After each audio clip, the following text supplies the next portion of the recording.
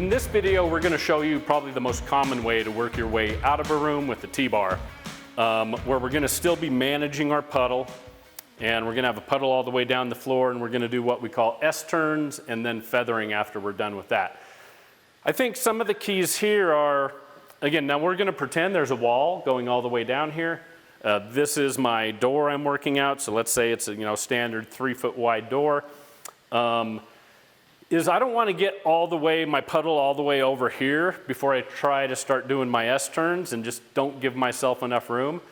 One, again, if this is a difficult environment to work in and my puddle might be setting up pretty quick, I want to have it anyway outside my doorway to start, and then be able to move that puddle over a little bit every now and then so that I don't have lines setting up possibly right in my doorway. The other thing is when I get to where I'm going to start doing my S-turns, again, I want to have some room to work, especially if I've got walls all the way down. I don't want to be real tight right here in this corner where I'm stepping in stuff. I don't, again, have any room to move my puddle. So I'm going to be working the field over to about here till I'm about 4 feet out. Then I'll start doing my S-turns and working my way out.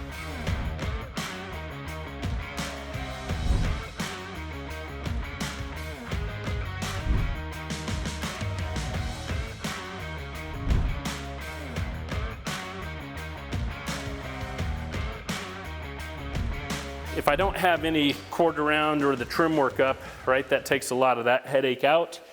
But if I need to, I can take my cut-in pad, cut in around the walls as need be, can leave that set up, and I can start doing my S-turns.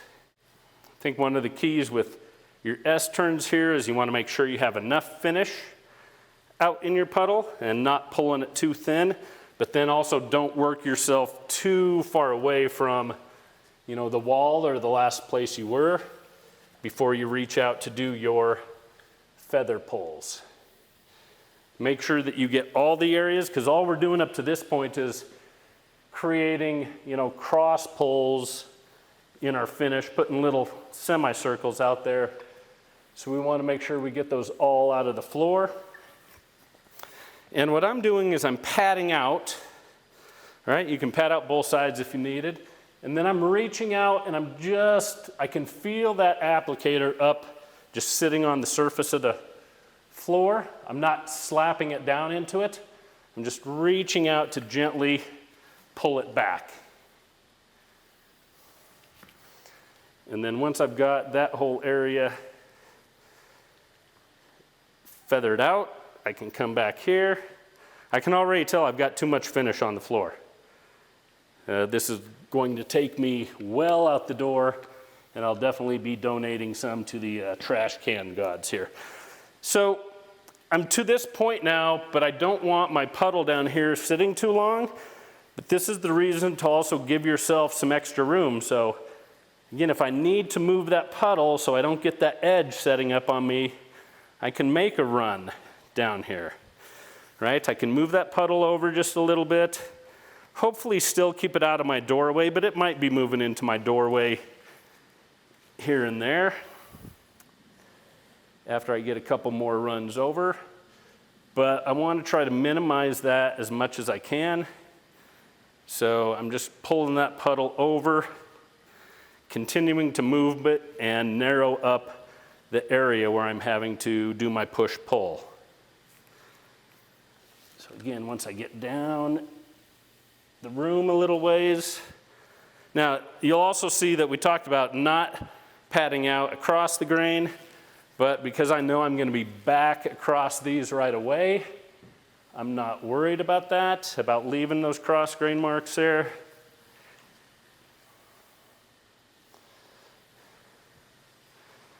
And I can even work my puddle a little bit further down by making those pulls straight ahead, always kind of watching where I'm stepping back into. I really don't want to step into the finish.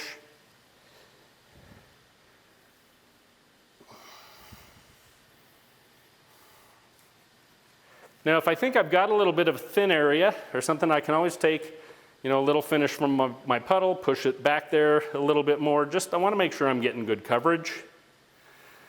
Again, with every coat of finish only being as thick as a piece of paper, especially with this area as I'm getting close to the end, I know it's going to be in my doorway, so a major traffic area.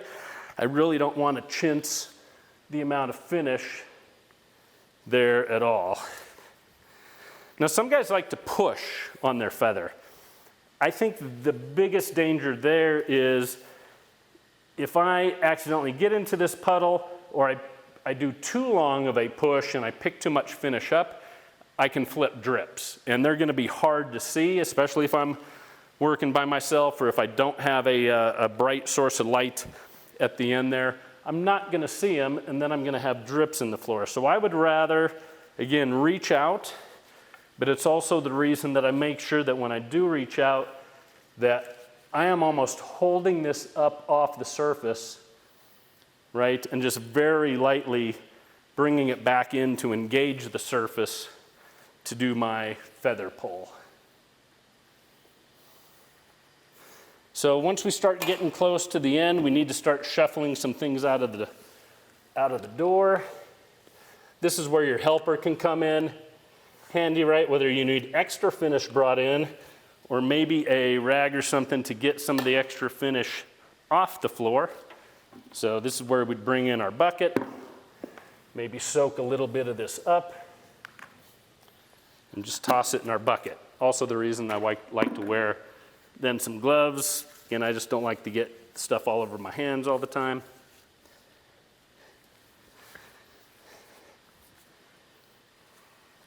And then continue with our S turns to finish this out. The other thing we'll do is we get right up to our doorway. Typically, I always finish out with the cut-in pad. I may make some final pushes out into the floor with the snowplow tool, but usually the cut-in pad, being handheld, is a little bit easier and nicer to work your way out the door with than having to work with the snowplow tool. So I'll just pull my cut-in pad here. I'll finish my cut-in up to that point. Set it in my tray.